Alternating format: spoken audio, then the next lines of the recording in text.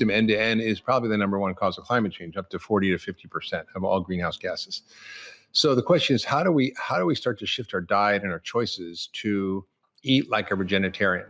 And yesterday I was shopping and I went to the grocery store and I bought some coconut oil, and there was Dr. Bronner's coconut oil. And I have no relationship financially with them, but they have created this regenerative organic certification along with Rodale Institute and Patagonia and others. So they're working on this standard, which is not just organic, but regenerative organic. And what that means is that we have to grow in a way that restores the ecosystems on the earth and on the farm.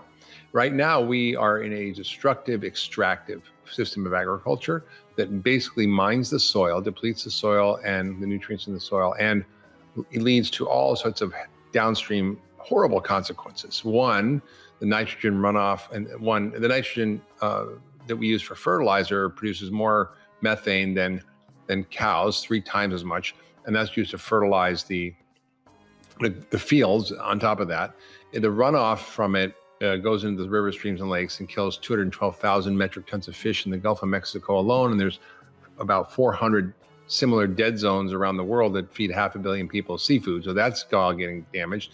And then you have the overuse of irrigation, depletion of our freshwater resources. You have the soil that can't hold carbon anymore, because the carbon that we have in the atmosphere, people don't understand this, but a third, about 300 billion tons of carbon dioxide comes from the destruction of the soil, which has carbon from the plants. It puts it in roots and it forms organic matter. When you mine the soil, it's basically just dirt. It's not soil.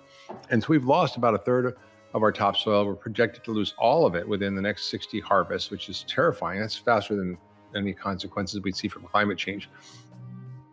And so the game really here is, how do you eat in a way that supports a system that regenerates agriculture? And we're having a hearing with the new House Committee Chairman on Agriculture, on regenerative agriculture, very soon, and on nutrition. So people are starting to get this in Washington and talk about ending factory farming, supporting farmers to put carbon in the soil, supporting regenerative agriculture.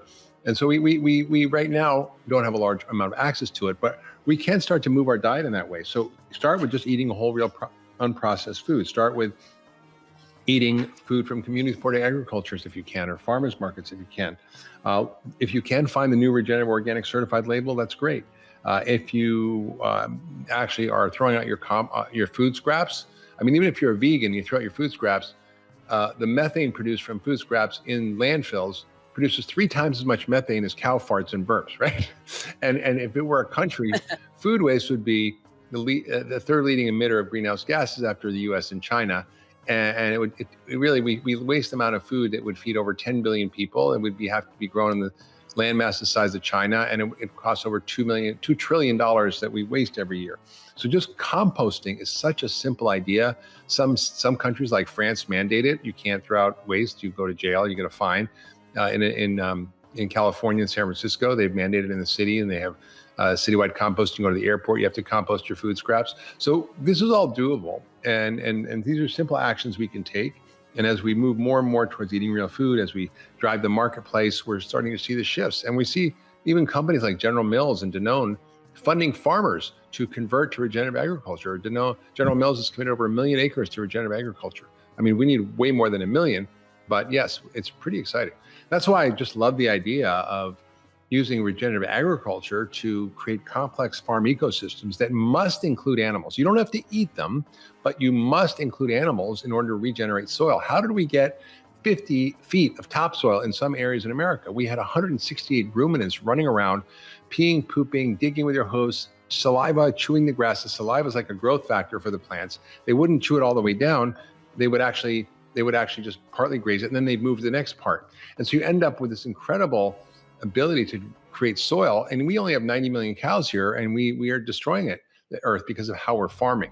So using the 40% of lands that are not suitable for growing crops, I mean, you just can't grow vegetables or any crops there. These animals can go there and upcycle all the nutrients into incredibly nutritionally dense food. And doing so, you will build soil. You'll actually draw down carbon from the atmosphere. You will conserve water, because you don't really need water. It's rainwater mostly. And that the water is held in this new soil that's full of organic matter. So you hold maybe 27,000 gallons of water per every percent organic matter per acre, which means you avoid droughts and floods. And then you don't need the fertilizer. The doesn't end up running off into streams and lakes and killing all those fish. And I mean, nitrous oxide, which is what's the greenhouse gas emitted from putting on the fertilizer, is 300 times more potent a greenhouse gas than carbon dioxide. So people don't understand that. And producing this fertilizer takes 2% of global energy use. 2% of all energy produced for everything is for basically making fertilizer. So you end up with this instead of a vicious cycle of destruction, you end up with a virtuous cycle of creation, and you then restore ecosystems. We've lost 75% of our pollinators, 50% of our birds. Those start to come back as you build these robust ecological systems that not only are better for the planet and not only conserve water, help draw down carbon, and can reverse climate change and eliminate the use of all the needs for pesticides, herbicides, and agrochemicals, but it also produces far more nutrient-dense food. It actually produces more food per acre, and it also makes the farmers up to 20 times more money and revitalizes rural communities. So it's kind of a win-win-win-win-win, except for the agrochemical companies who highly profit from all this sort of squeezing of farmers to buy their seeds and buy their chemicals, and the farmers are losing money. And it's really sad, but this is a way of revitalizing all of that. I'm glad you mentioned that because I was going to ask, is this something that needs to be solved on when people think macro problems, they think, okay, governments, this is something that, you need to enact policies. But one of the recent podcasts that we did, Tony interviewed several entrepreneurs who are out to solve major global issues, such as energy, also farming and space transportation. And one of the big, economic incentives for small businesses is essentially that there's a giant market cap, right? So this is a huge problem. It affects everyone. Mm-hmm. So can you talk a little bit more about what are some of the ways that you think businesses are going to move in and start implementing some of the ideas here? I think it's happening. I mean, every day there's billions of dollars flowing into food and ag tech.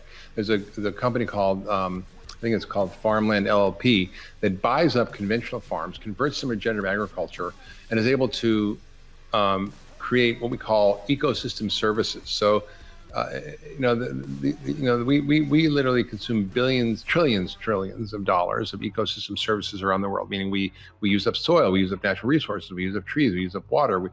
So we're basically mining the natural resources. But ecosystem services are actually restoring ecosystems. So farmers can get paid for putting carbon in the soil, for not using water, for not using chemicals, for not polluting the waterways. I mean, you get this virtuous cycle of benefit. And what they're finding is that these farms actually are far more profitable. They're making returns of 70, 80% on the